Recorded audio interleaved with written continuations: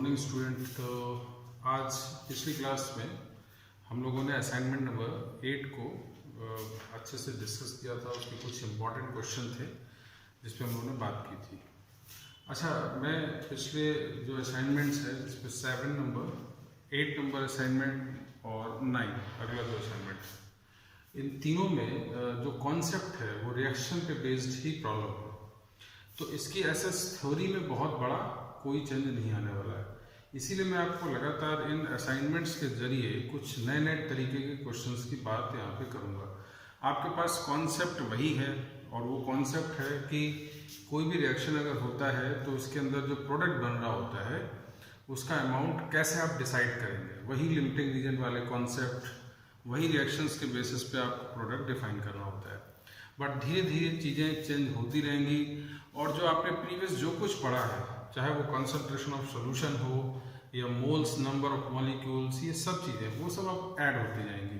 तो आप देखेंगे क्वेश्चन का थोड़ा थोड़ा लेवल बदलता जाएगा। तो आई होप कि आपने असाइनमेंट नंबर 8 के बाकी क्वेश्चंस आपने किए हैं और उसको समझा भी है। और मैं बार बार आपसे बोल रहा हूँ कि क्वेश्चंस को आप बहुत एक क्वेश्चन करें तो बहुत डिटेलिंग से करें। क्वेश्चन का एम आपके लिए केवल आंसर ना हो, आप सोल्यूशन पे काम करें। आप सोल्यूशन अगर लिख रहे हैं तो ये क्यों लिखा गया है, इस तरह के क्वेश्चंस होने चाहिए आपके, ठीक है ना। तो इस बात पे बहुत फोकस करिएगा आप सब। तो अब हम लोग बात अगले असाइनमेंट की आज मैं करने जा रहा हूँ जिसमें असाइनमेंट नंबर 9 है और इसमें कुछ इम्पॉर्टेंट क्वेश्चंस हैं जिसको आज हम लोग यहाँ पे डिस्कस करेंगे और चीज़ें कैसे थोड़ी थोड़ी चेंज हो जाएंगी उस पर भी बात हम लोग करना स्टार्ट करते हैं। तो होम असाइनमेंट 9 में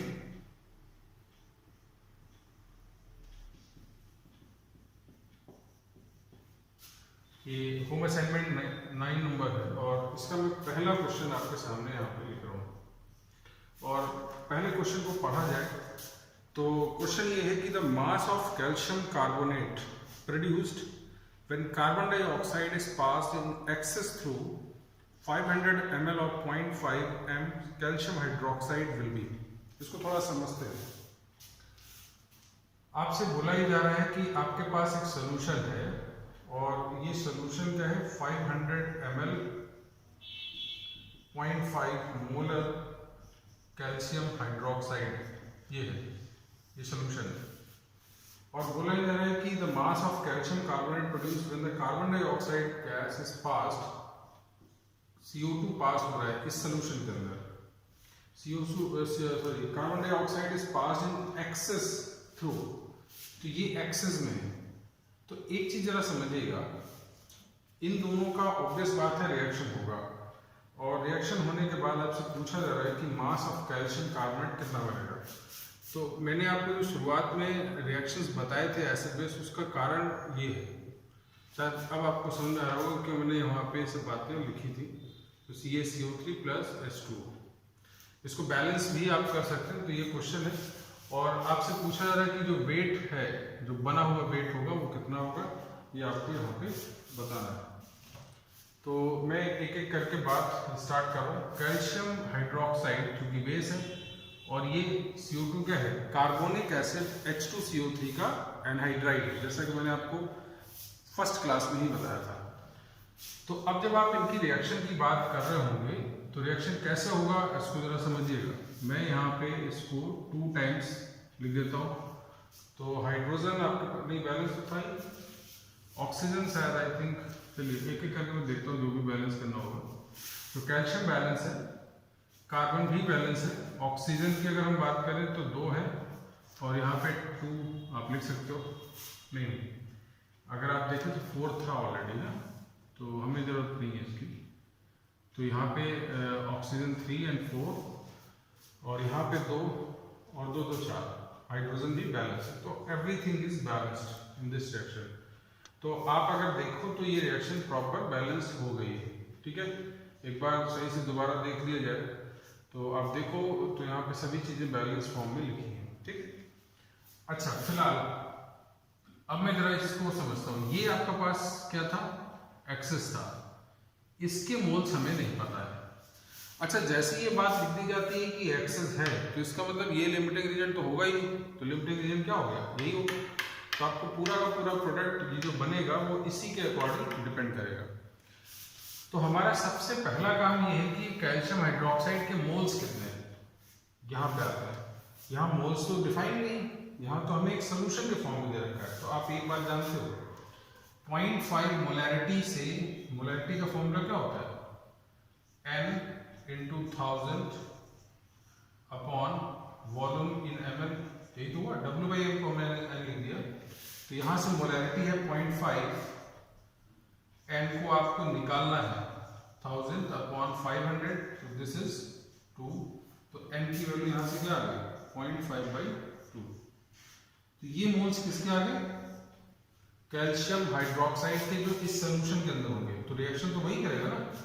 तो यहां पर आपके पास मोल्स आ गए 0.5/2। अब आपके पास, अब हम पुराने उसी क्वेश्चन पे आ गए। क्या बोलेंगे आप, 1 मोल COH का होल ट्वाइस गिव्स 1 मोल कैल्शियम कार्बोनेट। तो 0.5/2 कितना देगा, उतना ही देगा, 0.5/2। तो मोल्स आ गए। अब आपको मास निकालना था, मैं एक काम करता हूँ, n equal to mass of calcium carbonate कैसे आएगा, 0.5/2 इंटू 100 मॉलिक्यूलर मास। ये 50 आ गया यहाँ पे, तो कितना बचा, 25 ग्राम। तो this is the amount of calcium carbonate which is formed when carbon dioxide gas passes into calcium hydroxide solution. ठीक है, तो यहां से ये बात आपने समझ ली कि कैल्शियम कार्बोनेट कितने ग्राम आपको मिलेगा। तो इस पे ऑप्शन जो है उसका डी ऑप्शन यहाँ पे मिल जाता है। एक चीज फिर समझी जाए, क्वेश्चन को क्या है, इस क्वेश्चन में और इससे पहले वाले क्वेश्चन में क्या डिफर किया। तो डिफर केवल इतना किया कि यहाँ पर CO2 जो है वो सीधा सीधा कैल्शियम हाइड्रोक्साइड नहीं दिया गया, उसके लिए एक सोल्यूशन का यूज कर लिया गया। आप सोल्यूशन के बारे में भी पहले से पता है आपको। तो हमारा मेन फोकस उसी तरह से इसके मोल्स को कन्वर्ट कर लेना है, और जैसे ही एक बार इसके मोल्स आ जाते हैं फिर उसी तरह का जो रिएक्शन के कॉन्सेप्ट हम लोगों ने अप्लाई किए थे उसी तरह से आगे बढ़ जाना है। तो एक ये कॉन्सेप्ट है, रिएक्शन पे बेस्ड प्रॉब्लम था, कुछ नया नहीं करना है आपको। और इस बात को आप हमेशा से समझ लीजिए, मैं कई बार आपको बता चुका हूँ कि आपको आंसर की तरफ सीधे नहीं दौड़ना है, हमें क्वेश्चन के सोल्यूशन की तरफ दौड़ना है। हम सोल्यूशन कैसे निकालेंगे, और जब आपका आंसर आ जाए तो इस बात पे सोचिए कि इस आंसर को लाने के साथ साथ ये हमने किया कैसे। ठीक है ना। चलिए, तो अब किसी अगले क्वेश्चन पे हम लोग और बढ़ते हैं, जो कि काफी इंपॉर्टेंट होगा, दूसरा देखते हैं।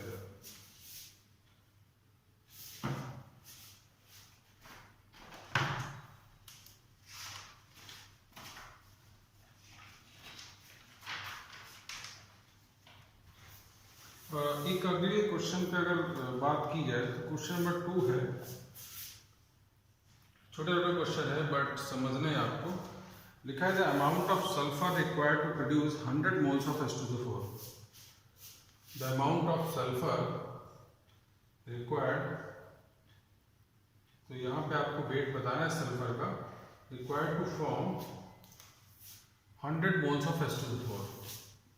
इससे आपको 100 मोल्स H2SO4 बनाना है। तो एक चीज यहाँ पे थोड़ा रिएक्शन को लेकर जरूर आपको प्रॉब्लम है, तो मैं इसको एक्सप्लेन कर दूँ, इसलिए मैंने इस क्वेश्चन को बताया है। दरअसल सल्फर सबसे पहले O2 से रिएक्शन करता है और SO3 बनाएगा, ये ध्यान रखिएगा, ये पहला reaction S + O2 it gives SO3।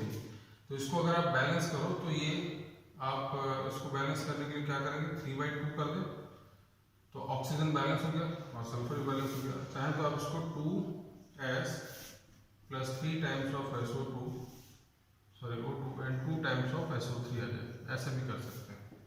ठीक है, तो यहाँ पे अगर आप देखें तो 2S हो गया, 2 सल्फर है, ऑक्सीजन कितना है 6 है, यहाँ भी 6 है, तो ये पहला बैलेंस रिएक्शन है। चाहे आप ऐसे लिख दें चाहे ऐसे लिख दें, कोई प्रॉब्लम नहीं। और जब ये SO3 बन गया तो SO3 में वाटर आप अप्लाई कर दें तब जाके H2SO4 बन जाता है। ठीक, ये दो रिएक्शन आपको ध्यान रखने और इस पर बेस्ड ही हमें चीजें आगे बढ़ानी है। ठीक है, तो एक काम यहाँ पे समझ लें, बैलेंस है ऑलरेडी। इस रिएक्शन को अगर पढ़ा जाए तो हम क्या लिखेंगे कि 2 मोल सल्फर से 2 मोल SO3 बनता है, या 1 मोल से भी 1 मोल मिलता है, 2 से 2 मिल रहा है ना, तो ये एक तो पता है। दूसरा यहाँ पे इस रिएक्शन से क्या एक्सप्लेन होता है कि 1 मोल SO3 1 मोल H2SO4 आपको देगा। तो अब हम लोग सेकेंड रिएक्शन से चलते हैं। क्या हमको करना था, 100 मोल्स H2SO4 आपको बनाने थे, तो 100 मोल आपके पास H2SO4 आ गया। ठीक है, तो अगर आपको 100 मोल बनाने तो SO3 कितना रखना होगा, 100 मोल्स। क्लियर बात। अब ये अगर 100 मोल है तो ये कैसे बना, SO3 कैसे बना, तो यहाँ से, तो 100 मोल, और अगर 100 मोल SO3 है तो सल्फर भी क्या होगा 100 मोल, सब वैसे ही रिलेट है।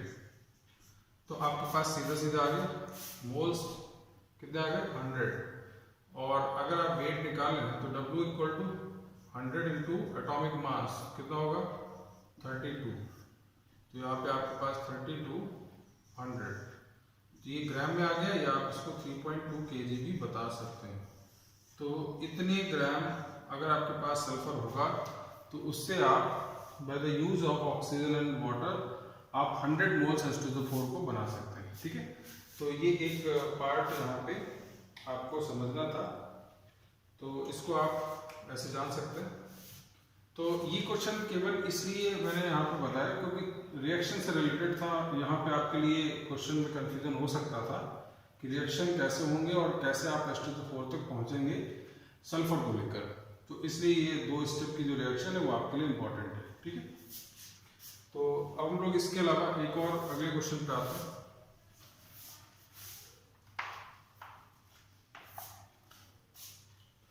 क्वेश्चन नंबर 3 पे अगर हम बात करें तो यहाँ लिखा है कि 1 मोल ऑफ इथेनॉल,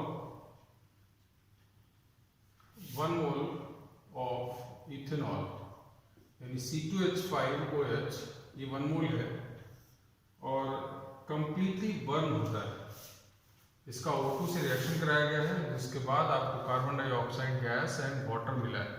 ठीक है, तो बोला गया था weight of carbon dioxide form is, तो वेट ऑफ कार्बन डाइऑक्साइड आपको इसका वेट बताना है। ठीक है, तो एक चीज जरा पहले आप समझ लीजिए, कंबशन का एक जनरल कॉन्सेप्ट दिमाग में रखना है कि किसी भी ऑर्गेनिक कंपाउंड को अगर आप कंबशन में इन्वॉल्व कर रहे हैं तो कार्बन डाइऑक्साइड और वाटर कैसे बन रहा है। तो जैसे C2H5OH लिखा आपने, यहाँ O2 लिखा, तो सबसे पहला काम क्या करना है, जितने कार्बन होंगे आपको उतने मोल CO2 बनाना है। तो जैसे 2 कार्बन है तो यहाँ पे 2 टाइम्स ऑफ CO2। इसके बाद क्या करना होगा, जितने हाइड्रोजन होंगे जैसे यहाँ पे 5 और 1 6, तो उसका हाफ मोल वाटर बनाना है, मतलब 3 मोल H2। अब क्या बचा, ऑक्सीजन को बैलेंस करना, तो यहाँ 2 2 4 और ये 7। ठीक है, तो 7 के लिए एक तो ऑलरेडी है, तो 6 आपको करना है, तो 3 टाइम्स। तो ये कंप्लीट बैलेंस्ड आपको रिएक्शन यहाँ पे मिल जाता है। ऐसे आप सभी का कंबशन करा सकते हैं, ऐसे आगे बहुत सारे कंबशन आपको और आगे जानने हैं। तो अभी प्रॉपर बैलेंस रिएक्शन आपके सामने आ जाती है। अब मैं उसी क्वेश्चन पर आ जाता हूँ। बोला जा रहा है 1 मोल इथाइल अल्कोहल है, तो ये तो 1 मोल से ही है कंबशन, तो आप यहाँ पे अकॉर्डिंग टू रिएक्शन क्या लिख सकते हैं, 1 मोल C2H5OH gives 2 mole carbon dioxide, clear है, 2 मोल CO2। तो अगर 1 मोल इतना दे रहा है तो आपको 1 मोल से ही बताना था, तो कोई प्रॉब्लम ही नहीं। तो इसका मतलब आपको 2 मोल कार्बन डाइऑक्साइड गैस मिल जाता है। और अगर आपको ग्राम निकालना है तो 2 इंटू 44, दिस इज 88 ग्राम। तो आपके पास आंसर इसका बहुत आसान था, बट केवल इसमें भी फिर वही बात, नई चीज़ क्या थी कि आपको रिएक्शन का इंफॉर्मेशन होना चाहिए था कि कंबशन कैसे होगा, कंबशन को कैसे हम लोग देखेंगे, इसलिए मैंने इस पॉइंट को यहाँ पे बताया। तो ये दूसरा इंपॉर्टेंट पार्ट है इसके अंदर जिस पे हम लोग बात कर रहे हैं। ठीक है, चलिए, तो इसके अलावा कुछ और इंपॉर्टेंट पार्ट है, उनको जब तक नोट कर सकते हैं आप।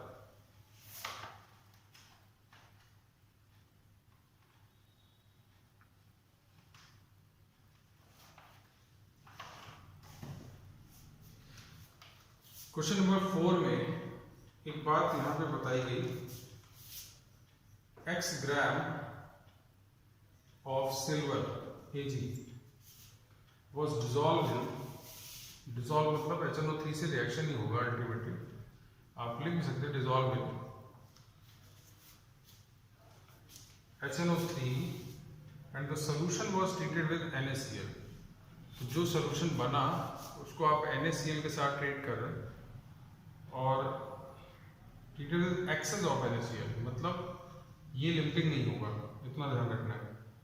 When 2.87 gram of AgCl was precipitate, then find the value of X।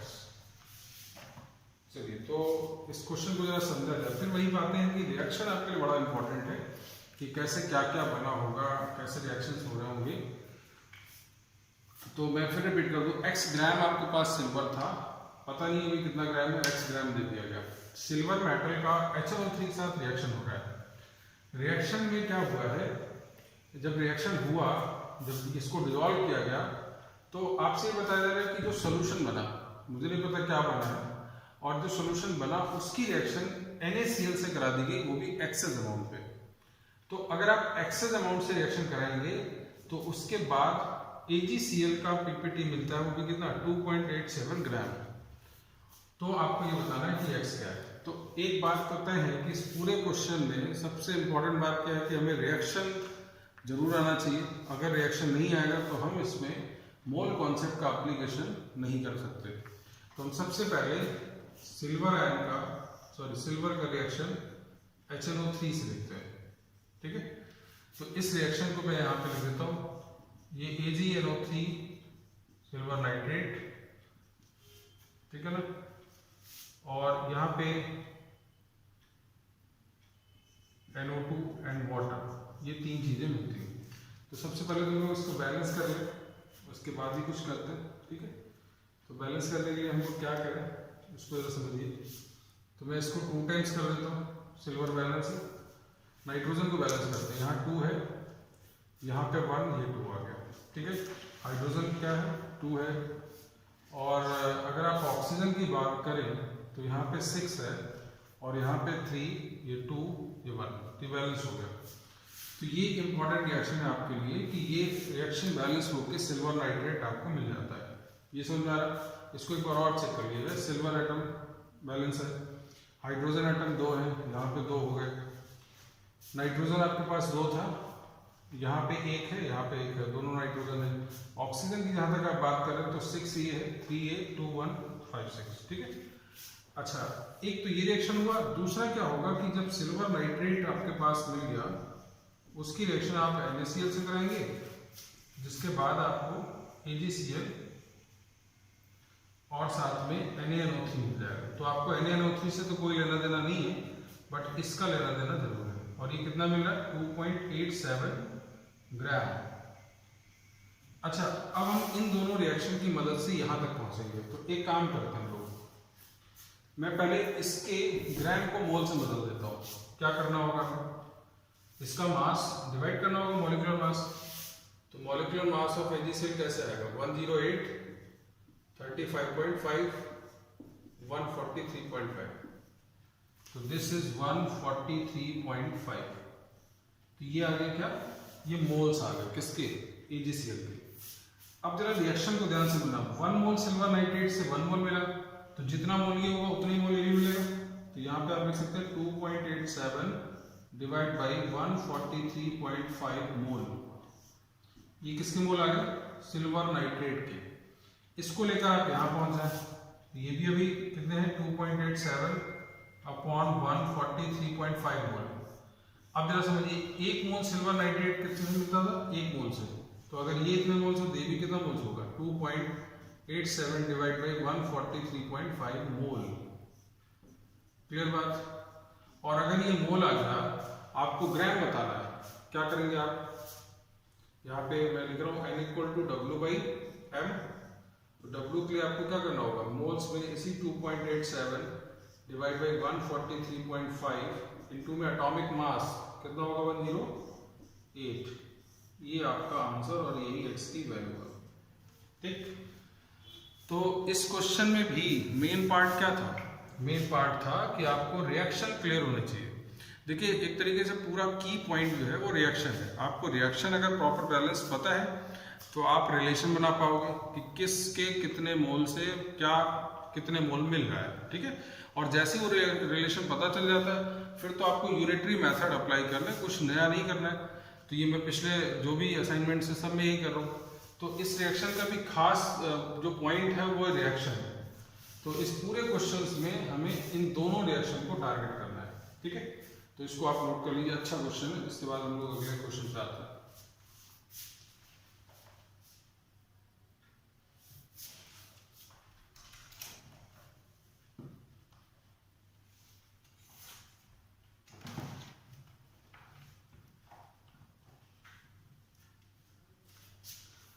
तो अब हम अगले क्वेश्चन पे आ रहे हैं। जो इस तरह का क्वेश्चन, हालांकि मैंने पहले एग्जांपल बताया है। अच्छा, क्वेश्चन नंबर 10 से पहले मैं एक छोटा सा 9 नंबर क्वेश्चन जिसका मैं रिएक्शन केवल लिख देता हूँ। आपसे बोला गया calculate the mass of phosphoric acid HClO4 required to obtain 53.4 gram pyrophosphoric acid. तो आपको इससे बनाना क्या था? H4P2O7। तो इससे इसको बनाने के लिए आप क्या करोगे? इसको 2 टाइम्स कर दीजिए और यहाँ पे वाटर बाहर कर दीजिए, बस ये बैलेंस हो गया। तो ये रिएक्शन था मेन, इसलिए मैंने इसको यहाँ पे डिस्कस कर दिया। तो इसको आप बैलेंस भी कर सकते हो। हाइड्रोजन कितना हो गया? 6 और इधर भी 6 हो गया, फॉस्फोरस भी 2 हो गए। तो ये दरअसल ऑर्थोफॉस्फोरिक एसिड है और ये पायरोफॉस्फोरिक एसिड। तो आपसे क्वेश्चन में सिंपल से ये पूछा जा रहा है calculate the mass of phosphoric acid, इसका वेट बताना है। रिक्वायर्ड टू ऑब्टेन, इसको कितना बनाना था? 53.4 ग्राम। तो ये इतने ग्राम बनाना है, इसके लिए इसका कितना मास चाहिए? तो आपको इसको मोल से बदल के मोल्स में यहाँ पे ले आना है और एक बार इसके मोल्स आ जाते हैं तो इसको भी आप वेट में बदल सकते हो। तो ये मैंने केवल रिएक्शन के हिसाब से बता दिया है। फिलहाल क्वेश्चन नंबर 10 पे मैं बात कर रहा हूँ, जिसको हमें समझना है। तो क्वेश्चन नंबर 10 में पढ़ता हूँ, पहले उस पर बात करते हैं। 10 में लिखा है sample containing only calcium carbonate and magnesium carbonate. दोनों मैंने इस तरह का एक एग्जांपल लिया था। आपसे बोला गया कि एक सैंपल है जिसमें कैल्शियम कार्बोनेट और मैग्नीशियम कार्बोनेट है, इसके अलावा कुछ भी नहीं। Is ignited to CaO and MgO। इसको हीट कर दिया गया तो ऑब्वियस बात है CaO बना, MgO बना और साथ साथ क्या बना होगा? CO2। ये दोनों रिएक्शन एक साथ नहीं लिख देंगे आप, अलग अलग है बट इतना ही बना होगा। अब बोला ही गया CO2 उड़ गया है, आपने हटा दिया है, ठीक। लिखा है mixer of oxide produced, mixer of oxide produced, ये जो मिक्सर है इसका ऑक्साइड जो प्रोड्यूस हो रहा है, वेट एग्जैक्टली हाफ, इन दोनों का जो मिलाकर वेट है मान लीजिए W, ठीक है, exactly half as much as the original sample. तो अगर मान लीजिए मैं इसका वेट जो ले रहा हूं, मैं मान लीजिए शुरुआत में इसका वेट ले लेता हूं x, ठीक है। तो इसके वेट का जस्ट क्या है? हाफ है, ये हाफ है। मतलब अगर आप इसका हाफ कर दें तो वो किसके बराबर होगा? W के बराबर, ठीक। ये बोल दिया गया। Calculate the percentage of calcium carbonate and magnesium carbonate. तो सिंपल सा पार्ट है, पहले तो क्वेश्चन ही समझ में आना चाहिए आपको। मैं इसको रफ कर देता हूँ फिर क्वेश्चन की स्टार्टिंग करता हूँ। तो एक काम करना है, पहले तो हम लोग रिएक्शन दोनों का लिखे हैं अलग अलग। Calcium carbonate it gives calcium oxide and CO2 और दूसरा reaction MgCO3 it gives MgO and carbon dioxide, ठीक है, दोनों रिएक्शन है। अब मैं एक काम करता हूँ, यहाँ पे हमने टोटल मास कितना माना है? x मान दिया है। तो अगर आप देखिए यहाँ पे जो वैल्यू है दोनों को अलग अलग हम लोग डिफाइन कर रहे हैं और कुछ डेटा शायद दिया नहीं है ऐसा कुछ, तो उसी के हिसाब से चल रहे हैं। तो हम लोग ये मान के चल रहे हैं कि यहाँ पे एक का वेट है x ग्राम और दूसरे का y ग्राम, ये दोनों मान लीजिए, ठीक है। तो हम जो यहाँ पे डिटेल लिख रहे थे उसको थोड़ा अलग तरीके से लिख देते हैं। x प्लस y जो था टोटल उसका हाफ जो होगा वो W होगा, ठीक है। तो तो मैंने x ग्राम मान लिया, यहाँ पे y ग्राम मान लिया। एक काम करते हैं, इसी x ग्राम पे रिएक्शन मोल्स के टर्म में प्रोसीड होगी, तो मास 100 डिवाइड कर दें, ये मोल्स आ गए। और इसके मोल्स के लिए आपको 84 लिखना होगा। इसका मोलिकुलर मास होता है MgCO3 का, निकाल भी सकते हैं 24 + 12 48, हाँ 44। अब अगर ये इतने मोल्स हैं तो ये मिलने वाला मोल्स कितना होगा, xy 100, यहाँ भी मोल्स कितना होगा, yy 84, ये मोल्स आ गए। अब जरा ध्यान से समझिएगा, इक्वेशन आपसे जो स्टेटमेंट बोला गया था वो क्या था कि इन मिक्सर का जो मास का एडिशन है, वेट का, वो इसके मास का हाफ है। तो इसके तो मोल्स पता है, तो इसका मास कैसे निकलेगा, इनटू में इसका मॉलिक्यूलर मास कितना होगा 56, कैल्शियम 40 था और हाँ 56 आ गया, तो ये 56 आ गया, यहाँ पे मल्टीप्लाई कर दिया। और MgO का मास कितना आएगा 24 + 16, तो यहाँ पे 40 आ गया, ठीक है। तो यहाँ पे हमने 40 लिख दिया। इसका मतलब ये दोनों मास का एडिशन हमें कर देना है। तो अब इक्वेशन देखिए क्या बनेगा, ध्यान से। तो इक्वेशन आ रहा है 56x/100 mass of calcium oxide plus 40y/84 mass of magnesium oxide. ये पूरा मास किसके बराबर है, इज इक्वल टू किसके मास के बराबर होगा, इन दोनों के मास का हाफ है, यानी x + y/2। ये इक्वेशन बना और इस इक्वेशन को ही आपको सॉल्व करना है। अच्छा क्या करेंगे इसमें, ये जरा समझ लीजिए। ऐसे तो आपको दो वैल्यू आएंगी, तो x और y में एक रेशियो आ जाएगा आपका, ये कुछ रेशियो आ गया। ये x/y दोनों वैल्यू एक साथ नहीं आ सकती क्योंकि इक्वेशन तो एक ही। अब हमें परसेंटेज निकालना होता है, तो परसेंटेज निकालने का तरीका क्या होता है, जैसे मान लीजिए मुझे कैल्शियम कार्बोनेट का निकालना था परसेंटेज, तो x का वेट और अपॉन x + y × 100, यही तो होता है परसेंटेज। तो हमें जब x की वैल्यू पता चल जाएगी, xy y की वैल्यू पता चल जाएगी, उसके बेसिस पे आप ये वैल्यू निकाल सकते हो और इसी से इसका परसेंटेज डिफाइन हो जाएगा। अच्छा इसके निकालने के बाद ये कैसे आ जाएगा, तो आप एक काम कर सकते हो, इधर +1 कर दीजिएगा और इधर जो भी वैल्यू है इसको भी +1 कर दीजिए, अपने आप ही इसमें आ जाएगा, ठीक है। तो वो मैथमेटिकल बात है, वो आप आसानी से कर सकते हो। तो मेन कॉन्सेप्ट जो है वो ये है कि इस क्वेश्चन को समझा जाए कि क्वेश्चन बोल क्या रहा है। तो क्वेश्चन का बोलना सिंपल सा था कि इन दोनों मिक्सर जो था, मैंने x ग्राम इसका माना था और y ग्राम इसका मान दिया था। तो दोनों का जो वेट था उसको जब आपने हीट किया तो जो ऑक्साइड का मिक्सर मिला उसका जो वेट है, इस ऑक्साइड का वेट, वो इसके इनिशियल वेट का हाफ है। तो आपने इसका वेट हाफ कर दिया, वो W बराबर कर दिया। अब इसको वेट कैसे निकालेंगे उसके लिए मैंने पूरा प्रोसीजर आपको यहाँ तक दिखाया है। तो ये अच्छा क्वेश्चन है, इस पे बहुत क्वेश्चन पूछा भी जाता है, तो इसको एक बार अच्छे से आपको समझना है, ठीक है।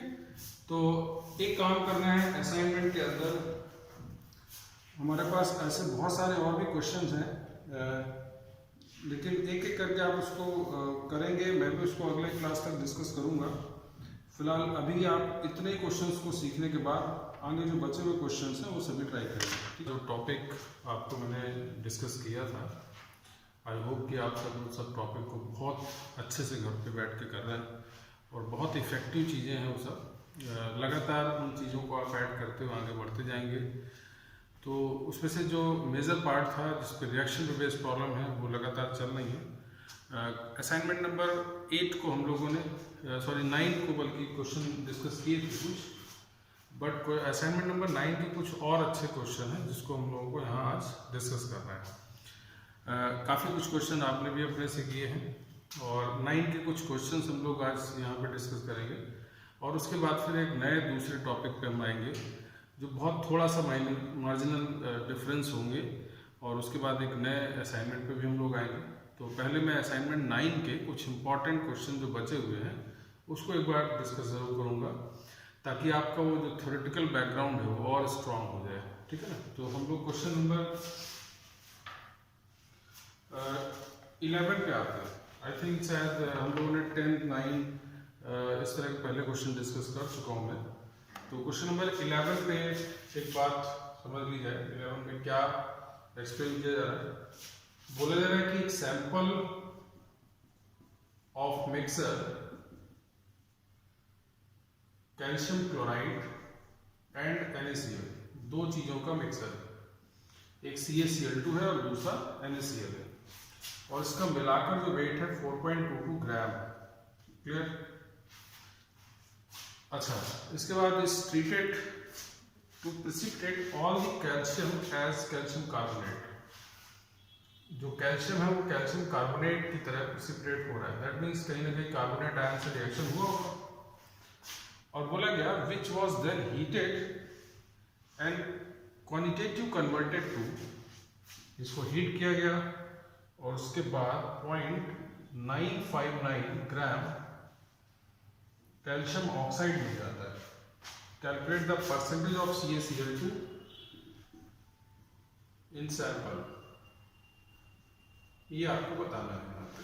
ठीक है, चलिए तो स्टार्ट करते हैं। अभी हमें नहीं पता कि क्या थीम है, कैसे क्वेश्चन होगा, चलिए बट कर जरूर लेंगे हम लोग, इतना कॉन्फिडेंस होना चाहिए हमको।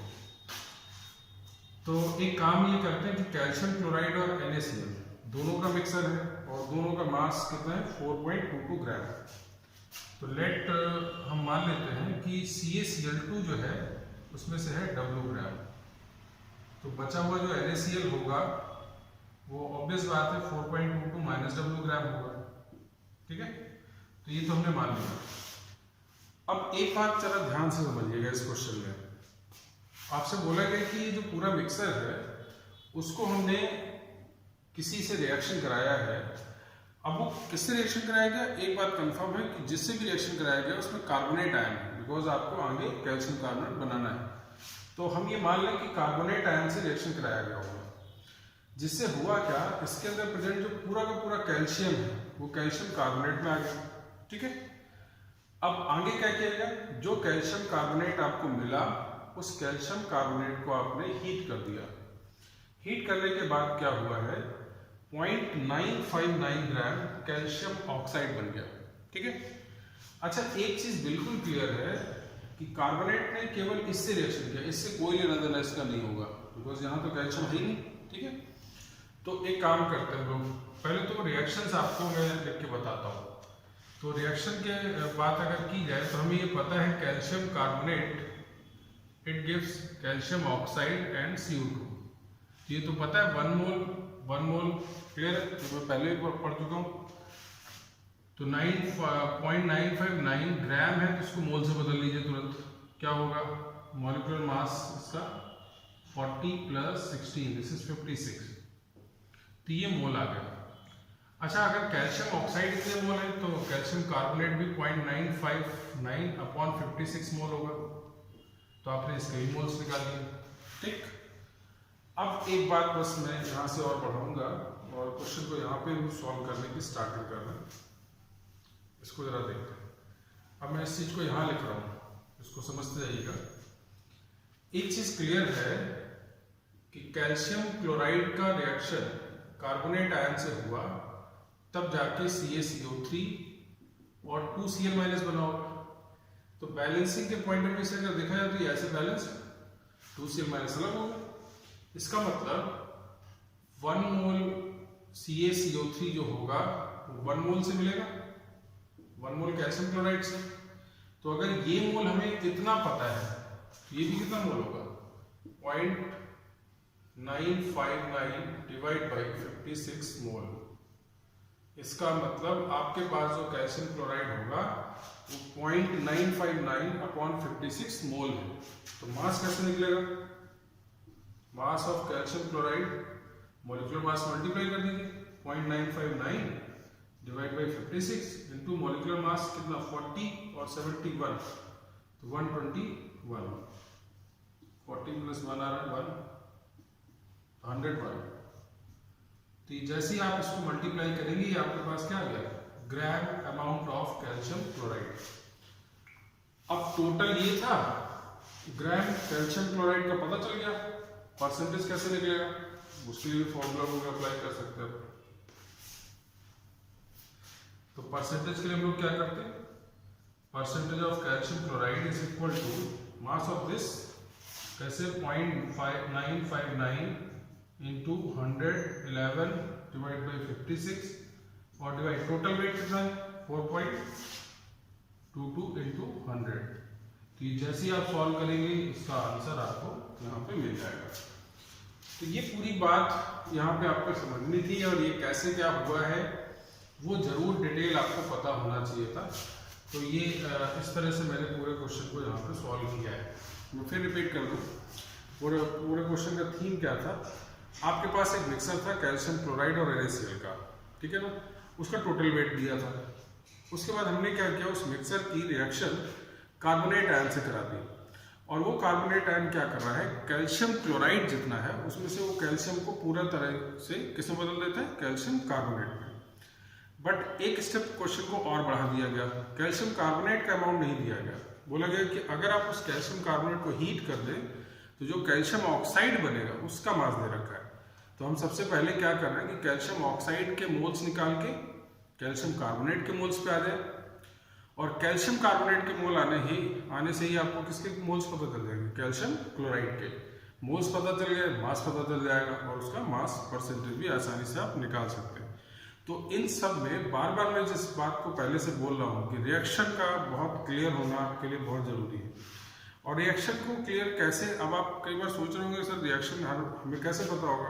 मैंने बताया कि आपको मैं रिएक्शन क्वेश्चन में दिए जाएंगे, लेकिन फिर भी क्वेश्चन में स्टेटमेंट में ये बात ऑलरेडी आपको दिख जाएगा कि प्रोडक्ट क्या बन रहा होगा।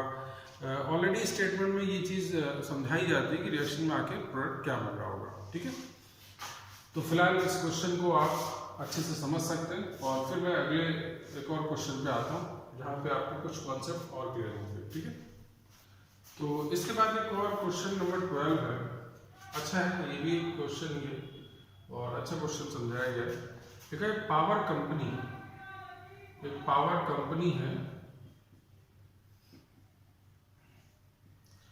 और इस पावर कंपनी में burns approximately 474 tons of coal per day to produce electricity।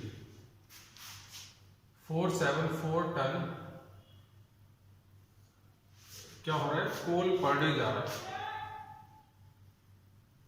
474 ton coal को आप पर डे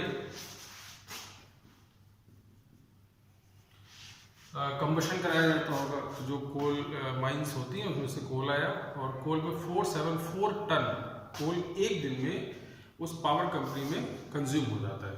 चलिए कोई बात नहीं।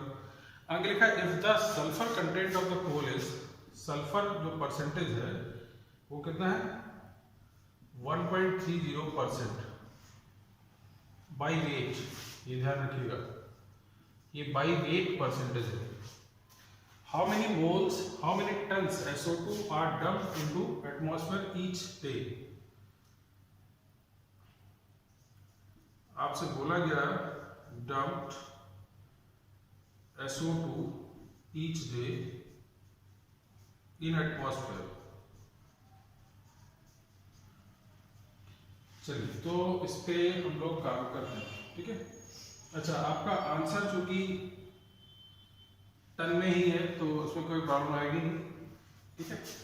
एक काम करते हैं, सबसे पहले हम लोग ये बता दें कि ये रिएक्शन क्या है, SO2 कहाँ से आ जाएगा। तो आपको पता है S+O2 इट गिव्स SO2, बहुत सिंपल सा रिएक्शन है, आप सबको पता है।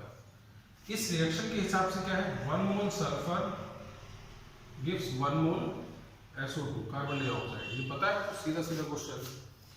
तो हमें क्या करना है, आपसे बोला गया कि 474 टन कोल है एक दिन में, हमें एक दिन में ही बताना था, और उसके अंदर सल्फर का परसेंटेज निकाल देते हैं। तो आप यहां पे लिख सकते हो amount of sulphur is equal to 474 into 1.30/100, ये इतने टन आ जाएगा, क्लियर, ठीक है। अच्छा, आप टन में ही क्योंकि पूरा क्वेश्चन है, तो अगर आपको सल्फर पता चल जाए कितना 474 इंटू 1.30/100 टन है, तो ये तो ग्राम में है, टन का मतलब तो वेट में ही यूनिट हुआ ना, तो आप उसको बदल भी सकते हो। तो इसके मोल्स निकाल लें, कितना डिवाइड बाई 32, टन का यूनिट वैसे रहने देंगे। तो एक मोल से एक मोल SO2, इतने मोल में यहाँ भी इतने मोल SO2 आएगा, 474 इंटू 1.30 अपॉन 100 अपॉन 32। अच्छा ये क्या है, मोल आ गया। मोल किसका, SO2 का। मास कितना होता, मॉलिक्यूलर मास 32 64। तो ये जो टोटल आ गया, ये क्या आ गया, एक दिन में SO2 कितना ग्राम एटमॉस्फेयर में आएगा वो अपने आप पता चल जाएगा। और ये सीधा सीधा वैल्यू टन में आ जाएगी। क्यों, क्योंकि आपने यहाँ पे टन को कन्वर्ट तो नहीं किया है, तो आप सीधा सीधा यहाँ से रिलेट कर सकते हैं। ठीक है, तो ये क्वेश्चन बहुत सिंपल था, लेकिन इस तरह के क्वेश्चन एग्जाम्स में ज़्यादा पूछे जाते हैं, जिसमें कुछ सोशल या इंजीनियरिंग से रिलेटेड कोई काम है, इंजीनियरिंग से रिलेटेड कोई थ्योरी डेवलप हो रही है, आपको यहाँ पे पावर प्लांट के बारे में बताया गया। जनरली IT में क्वेश्चन आते हैं जो वो पहले आपको बहुत कुछ बता देते हैं, जैसे कुछ इन्फॉर्मेशन दी गई कि इस तरह से बन रहा है, और बाद में थोड़ा सा अपना एक क्वेश्चन भी वो पूछ लेते हैं। तो अच्छा करते हैं कि आपको पहले इन्फॉर्मेशन देते हैं और उसके बाद उसी इन्फॉर्मेशन से कुछ अपनी इन्फॉर्मेशन भी कलेक्ट करना चाहते हैं वो। ठीक है, तो ये भी एक अच्छा क्वेश्चन है, आप इसको अच्छे से ट्रीट कर सकते हैं। तो इसको भी ध्यान रखा जाए कि कैसे इसको रिलेट किया गया। चलिए, तो इसके बाद हम एक और अगले क्वेश्चन पे आएंगे। इस पूरे क्वेश्चन का मेन थीम क्या था, ये रिएक्शन, और रिएक्शन आपको पता है तो आसानी से कर सकते हैं। क्वेश्चन नंबर 13 पे हम लोग और आ रहे हैं। By the reaction of carbon and oxygen, ये कार्बन है और ऑक्सीजन की रिएक्शन है, और बोला गया mixture of CO and CO2 is obtain. आपको दोनों चीजें मिल जाती है। ठीक है, what is the composition by mass of the mixture containing 20 gram of O2 react with 12 gram of carbon. तो आपसे पूछा क्या जा रहा है, what is the composition by mass of the mixture obtain when 20 gram of O2 react with 12 gram of carbon. तो जो ये बना है इसमें आपको बताना है कि मास का कंपोजिशन क्या है ना। तो चलिए इस पर बात करते हैं हम लोग। अच्छा, एक काम करते हैं, ये रिएक्शन एक साथ में लिख दीजिएगा। हमारे पास 12 ग्राम सैंपल था और 20 ग्राम कार्बन था, पहले 12 ग्राम, और O2 कितना था, 20 ग्राम। एक काम करते हैं, पहले तो एक रिएक्शन लिखते हैं, C plus O2 it gives CO2, और C plus O2 it gives CO। इसको बैलेंस करने के लिए आप हाफ कर सकते हो, या इसको मैं यहाँ पे 2 टाइम्स लिख सकता हूँ। ये बैलेंस रिएक्शन है दोनों, फर्स्ट ये सेकंड। अच्छा, एक चीज जरा इसको ध्यान समझिएगा, इस क्वेश्चन थोड़ी सी अलग बात क्या है। 12 ग्राम सैंपल में से कुछ ग्राम कार्बन का O2 से रिएक्शन करके CO2 में बदला होगा। ठीक है, और जो बचा हुआ 12 ग्राम का कुछ अमाउंट होगा कार्बन का, उसका O2 से रिएक्शन होकर CO में बदला होगा। तो मतलब हम ऐसा नहीं बोल सकते कि 12 ग्राम का जो सैंपल है वो पूरा का पूरा CO2 में बदला या पूरा का पूरा CO में बदला, ऐसा नहीं। उसमें से 12 ग्राम के सैंपल में से हो सकता है कुछ ग्राम सैंपल CO में कन्वर्ट हो रहा है और कुछ ग्राम सैंपल CO2 में कन्वर्ट हो रहा है। तो हम सबसे पहला काम एक मान लेते हैं कि ये W ग्राम है और ये बचा हुआ 12 माइनस W ग्राम। ये क्लियर, मतलब W ग्राम, 12 ग्राम में से W ग्राम हमने कार्बन ऐसा देखा जो कि CO2 में बदलेगा, और दूसरा किसमें बदल रहा है, CO में बदल रहा है। तो हम एक काम करते हैं, W/12 इसको मोल से बदल दें। तो अगर ये 1 मोल यूज हो रहा था तो इसके लिए O2 कितना लग रहा था, 1 मोल। तो अगर ये W/12 मोल है तो यहाँ पे यूज कितना होगा, ये भी W/12 मोल होगा, और ये जो बना हुआ है वो भी कितना होगा, W/12 मोल। क्लियर बात। तो ये पहले वाले रिएक्शन में कौन क्या कितने मोल मिल रहा है वो क्लियर है। अब जरा मैं यहाँ पे आ रहा हूँ, अब ये मोल्स कैसे बदलेगा, ऐसे। अब देखो यहाँ पे अगर 2 है तो यहाँ पे कितना यूज होगा, उसका हाफ। तो हम लिख सकते हैं W12 माइनस W/12/2। क्लियर, इसका हाफ आएगा, और यहाँ जो बन रहा है वो कितना मिलेगा, उतना ही, 2 मोल से 2 मोल, तो इतने मोल से इतने मोल, तो 12 माइनस W/12। फिर मैं रिपीट कर दूंगा। फाइनली आपने क्या इससे निकाला, हमने क्या किया, W जो 12 ग्राम कार्बन सैंपल था उसमें से कुछ W ग्राम कार्बन CO2 में बदलता है, और 12 माइनस W ग्राम किसमें बदलता है, CO में बदलता है। तो अगर ऐसा हम मान लेते तो इसके हिसाब से कितना कितना मोल्स बनेगा CO CO2 को निकाल सकते हैं। जैसे W/12 this is the moles of carbon, तो इसका भी W/12 मिलेगा, लगेगा सर, और ये मिलेगा कितना W/12। यहाँ पे 12 माइनस W/12, तो यहाँ 2 से यहाँ 1 यूज होता है तो उसमें हाफ कर दिया और यहाँ पे उतना ही बनाया। अब अगर आप इसके बेसिस पे देखें तो मैं यहाँ पे दो बातें लिख सकता हूँ। क्या क्या, इसको ऐसे रहने दें, मैं लिख सकता हूँ टोटल यूज्ड ऑक्सीजन, वो भी कितने में आएगा, मोल्स में आएगा। तो कैसे निकाल सकते हैं, W/12 प्लस ये मोल्स हो गए, प्लस कितना मोल्स है इधर 12 माइनस W/24 आगे कितना कर सकते हैं, ये टोटल मोल्स हो गए। ये मोल्स ऑफ O2 है, ये ध्यान रखिएगा, ठीक है। और इसी को हम लोग इक्वेट किससे कर रहे हैं, ये तो मोल्स है, इसको अगर मास ये 20 ग्राम बोला गया है ना, तो हम इसको भी मोल से बदल लें तो 20 बाई किसके बराबर आ जाएगा 32। तो जैसे ही इस इक्वेशन को आप सॉल्व करेंगे यहाँ से आपके पास क्या आ जाएगा, W की वैल्यू यहाँ से आसानी से आप निकाल सकते हैं, ठीक है। अच्छा, हमसे पूछा क्या जा रहा है कि जो CO और CO2 बन रहा है उसका मास में रेशियो क्या है। तो ये CO2 कितना बना है वो आप ऐसे देख रहे हो कितना W/12 ग्राम, और CO कितना बना 12 माइनस W/12, ठीक है। अच्छा, ये तो मोल्स आएगा, तो मास कितना होगा, CO2 का कितना मास होता है 44, तो ये मास आ गया। इसमें कितना होगा N2 में कार्बन 12 16, तो 8 यहाँ पे 2 28, तो यहाँ आ गया। तो यही तो हो गया मास, ये जो रेशियो होगा वो मास का होगा। बट इसमें सबसे बड़ी प्रॉब्लम क्या है, ये मास आंसर आपका यही पे आ गया, बस इसमें जरूरत किसकी है, W की। तो W कहाँ से आएगा, इससे। तो आप इस इक्वेशन से W को निकालें, इससे वैल्यू निकालें W की, और वो W की वैल्यू आप इसमें आसानी से रख दें, जिसके बाद आपको ये पता चल जाएगा कि जो बना हुआ CO और CO2 है उसका मास में क्या रेशियो आएगा, ठीक है। तो आप इसको कंटिन्यू आगे करेंगे। ये सॉल्विंग का पॉइंट ऑफ व्यू से मैं कुछ बता भी देता हूँ, चलिए इसको थोड़ा सा मैं सॉल्व कर देता हूँ। तो मैं बीच वाला पोर्शन रफ कर देता हूँ यहाँ पर।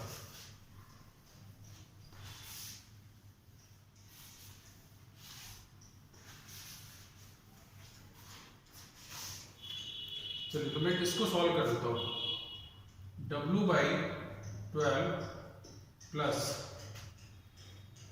12 minus W/24 is equal to 20/32, क्या गया। अच्छा, तो इसको अगर हम लोग ऐसे रिलेट करें तो यहाँ पे 24 एलसीएम आप ले सकते हैं, तो 2W आ गया प्लस 12 माइनस W आ गया इज इक्वल टू 20/32 आया। इसको भी आप इधर ही ले जाओ, तो यहाँ से आ गया this is W is equal to, आप इधर 12 माइनस कर सकते हैं, 8 से 4 3 आ गया, 5 आ गया, तो 15 माइनस 12, तो W यहाँ से कितना आ गया 3, तो ये 3 ग्राम आ गया, ठीक है। अच्छा, अगर ये 3 आ गया तो अब आप इसमें वैल्यू सॉल्व कर सकते हो। तो मैं इसी को अगर आगे रिलेट करूं तो अगर मैं 3 लिख देता तो यहाँ कितना आ जाता दिस, और यहाँ 3 लिख देता तो ये आ गया। तो इसको अगर आप सॉल्व करें तो ये कितना आ जाएगा, ये रेशियो आ गया 3 × 44 डिवाइड बाई 12 डिवाइड बाई, फिर यहाँ कितना आ गया 9/12, 9 × 28/12, तो ये 12 तो कैंसिल हो गया। अब फाइनली कितना है 3 × 44 डिवाइड बाई 9 × 28, तो ये 1/3 आ गया रेशियो, और ये 11 ये 7, तो यहाँ पे क्या आ गया 11/27 सॉरी 21। तो इस तरह का कुछ आंसर आपको यहाँ पे देखने को मिल रहा है। हाँ, तो इसमें एक ऑप्शन आप फर्स्ट दिखा सकते हैं, थोड़ा सॉल्विंग जरूर बढ़ जाता है, बट सॉल्विंग से कहीं ज़्यादा इंपॉर्टेंट है इस क्वेश्चन को करने का जो तरीका है, जिस कॉन्सेप्ट पे इसको किया गया वो काफ़ी इंपॉर्टेंट है, उसको आपको संभाल के रखना है, ठीक है। अच्छा, इसके बाद इसी सिमिलर पैटर्न के क्वेश्चन नंबर 14, 15, 16 ये सब क्वेश्चन है जिनको आपको सेल्फ ट्राई करने हैं और ट्राई करने के बाद फिर हम उस पर बात करेंगे।